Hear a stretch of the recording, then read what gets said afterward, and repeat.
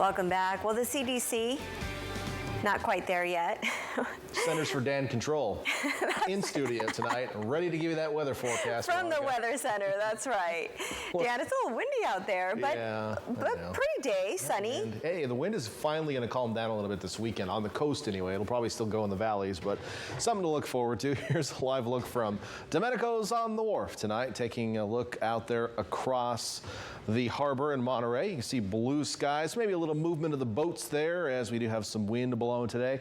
Temperatures a little bit cooler across the board today, but generally still at or above normal for this time of year. Right now, very comfortable 63 in Monterey, upper 60s Salinas, Watsonville, Santa Cruz in the 70s. We've got some 80s sprinkled in. Gilroy, 86 at the Pinnacles, and still 91 in Parkfield and 90 in Hernandez Valley. So we have some heat up in the hills. Big ridge of high pressure off to our southwest right now. But we talked about the fire danger tonight and tomorrow. It is not extreme here locally, but it is elevated. So we want to do whatever we can to avoid causing any sparks or adding extra heat into the environment.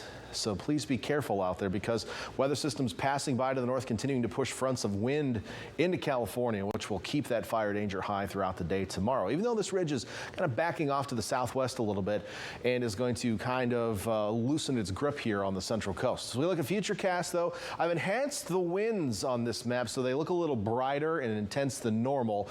But really what I'm trying to do is show you where the wind is heading and maybe some of the magnitude of it as we head through the overnight hours. Because if I were to not do that, you would just see a map with these tiny little barely hard to see arrows on there, because we don't expect any clouds over the next 24 hours. It's what we normally look at on this map.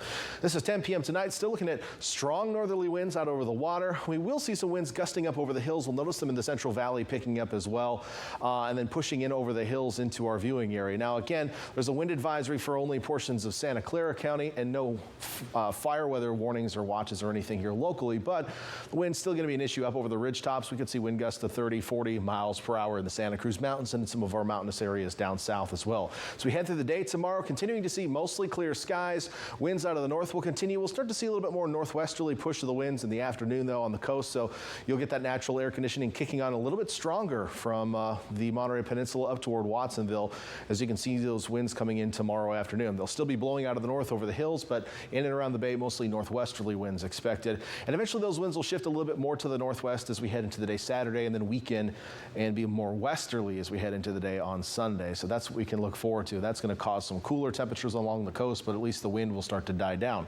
Temperatures will continue to trend downward up in the hills and really for most locations tomorrow, but we'll still be very nice in Santa Cruz with 70s and Capitola. We still may touch the 80s in Ben Lomond and Scotts Valley tomorrow, but again, most locations dropping another 5 to 8 degrees from today's highs. Over to Watsonville, topping out in the mid 70s still find some low 70s in Salinas, but back to the low 60s in Castroville and Marina. Farther north and inland, we'll see 81 in Gilroy, 79 tomorrow in Hollister, and the Monterey Peninsula, you'll stay in the 60s. It'll be a cooler day. Again, out of those northwest winds, we'll still have quite a nip to them, and they'll be pretty strong at times, gusting off the water at maybe 30 miles per hour occasionally. Down south, we'll see highs in the 70s for the most part, and a few more 80s down in the far south, but tomorrow generally cooler as this dry and cool air mass works its way into the region. Over the next 7 days, we will see some temperature fluctuations. It will be cooler on the coast this weekend and less windy, so that is some good news if you're a wind hater. Some of you are, and it's perfectly okay to hate the wind. I don't judge you for that. Temperatures will be a little bit more seasonable next week, but again, a few extra low clouds returning this weekend, and that may occur in the form of some fog at times Saturday into Sunday, so we'll have to keep an eye on that for you. Inland areas will also cool down a bit, but then I think we'll head back upward temperature-wise into early next week. Right now, as we look at the long-term forecast, not much going on. There are a couple computer model solutions that are bringing some light precipitation into Northern California between the 27th and the 30th, so right toward the end of the month. This is just new today. I haven't seen anything like this over the last couple days when I've been looking at these runs.